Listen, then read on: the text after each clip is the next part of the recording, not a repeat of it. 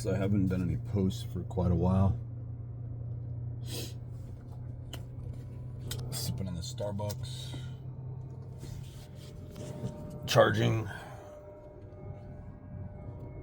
It's about 6:12 a.m. on October the 5th, 2024. Things are turbulent at the moment in the Middle East, from Iran to Israel, and of course Lebanon, and we've got Ukraine and Russia and China at the ready. Supposedly, we've got Donald Trump's fake-ass assassinations, and there's an election coming up, and it's a very, you could say, trying time, but it's a very transparent time where humanity, if you can call it that, us monsters, us villains, as we're known in legal text, Black's Law Dictionary, property ownership, look it up. But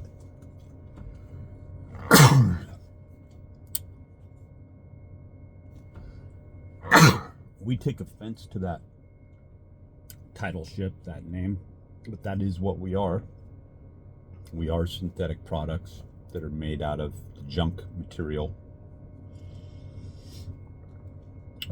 in hopes that the suppression and the downright, if you look at a house cat as compared to a lion, then you'll know exactly what this whole plan was about and what we really are.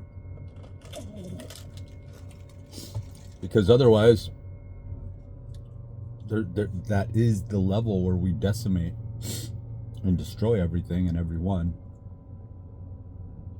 And the drones, the organic drones that are at work, at play around us, only come about at a certain time, a junction point, if you will, when the mind knocks on the door and demands the rightful power. And basically the answer that's coming back is you don't have wings and you never will.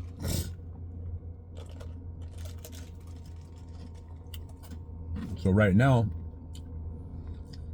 man is recreating himself and trying to defiantly knock on that door.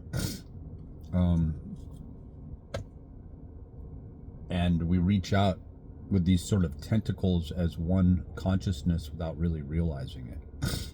It's why we're so mean to each other. It's why we chastise one another. It's why we're so critical of one another when we look at ourselves in the mirror and no, you don't match up. No one does.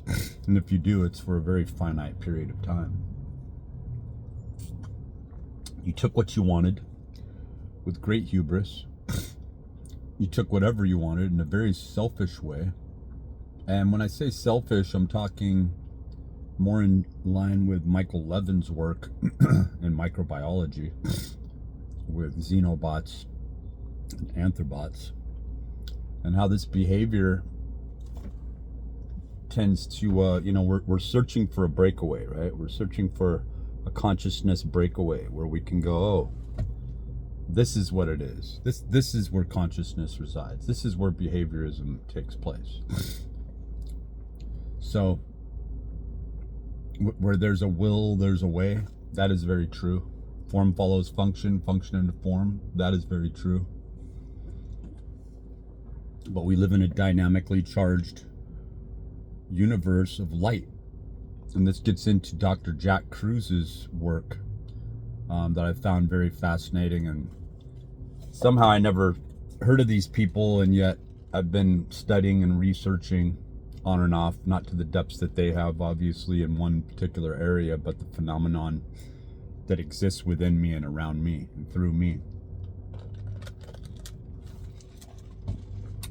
And for a long time, I backed off because I really don't feel that my efforts are serving a greater good by assisting or helping anyone. Everyone's greedy, everybody wants money, everyone wants power, and they all abuse their money and their power when they get there, and they act like they're the cutest thing that ever happened since sliced pie. And it's disgusting. So what do you do when you realize that? When you see the synthetic aspect of everything, you know, and that ultimately the things that we create will be living machines. They will have a blood supply, a blood flow. Because when certain windows, when certain doors are open, in microbiology, in quantum physics, in the physical sciences, where there is a power supply, where there is a geometric way, that way through can be taken through seemingly new avenues of science that haven't even quite emerged yet. So living vehicles that are much like Avatar. I mean, Avatar and a lot of these Spielberg, you know, Francis Ford Coppola, my gosh, Megalopolis. Some outdated concepts, almost like a Buck Rogers fantasy of the future, right? But an understanding that the mind, the pervading mind, the mind that has to know, that has to become. But there was no real descriptor or description of origins of the protagonist's power. I don't want to ruin it for you, but I definitely suggest watching it while it's still in theaters. And even on IMAX might be amazing. And even stoned might be good. And we do hide. We have our concoctions that inebriate us and allow us to step away, but there is always there is always a cost to pay. And when we pull the string too much on one end, the other end becomes short. And we are becoming short as a society, because that's the geometry that we are placed within. That's this two-dimensional, as we fantasize about being three-dimensional beings and having a three-dimensional existence. When you really back away, the syllogisms and the non-secular thought processes and the way that we preambulate and move about on this little planet of ours, it really is a two-dimensional existence. And whether or not we're able to break away from that, that is the study of the singular unit of the monad and John Dee's work on the hieroglyphic monad and the actionable deed of our energy systems, our motor neurons, and whether or not anything seems to travel on or go on. And so that's why the generations have been made the way they are. And that's why our life cycles are so short, is because that hacking, that final precipice, never equals a good thing. Why do you need to know? Why do you have an insatiable curiosity and appetite to know everything? It's because you want to become God. You want to become the top boss. And that's never going to happen. Because you live here, because you've been put inside of that ridiculous little avatar suit of yours and mine.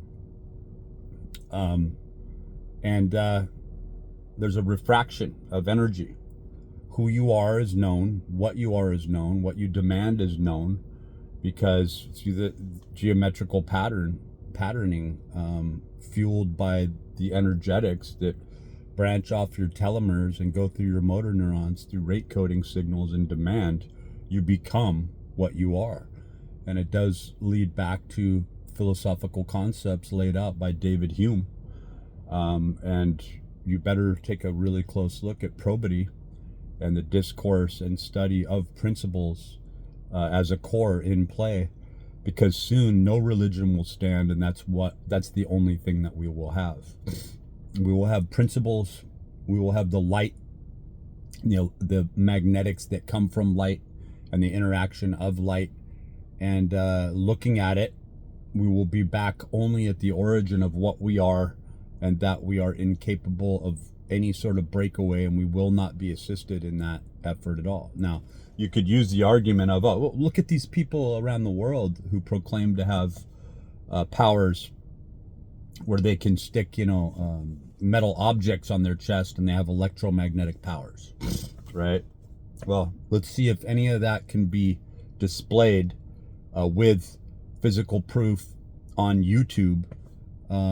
Let's see the levitation, let's see the levitation that Diane Pasulka talks about in, what was it, American Cosmic, and the other book that she wrote. Because ultimately that's all people do, is they want to come off as experts and know-it-alls. They want to write boring, banal books that really aren't full of anything but their own perturbations, and they want to reach a place where they can buy their own island and get away from everyone. That's the final synthesis, the final prospect that human beings think of, and they do it in a sort of meandering, wounded animal cathartic way. But emotions are aberrant in human beings. They really don't understand how to use those emotions. They don't understand what those emotions culminate into. And I realized all this many years ago. I tried to write it out in the early works, the first maybe 5 or 6 years of EPL, Esoteric Principles of Light. But again, all that does is just lay out powers of information that can be abused and misused. And, I think most people would say, I'll die with it, because there will not be a utopian society. It is impossible. People aren't put together that way. Throughout the generations of the lifetime that they support and who they are, if there is anything that is reincarnated or re-embodied, which is for the select, for the few, to go on, and those who select are not worthy.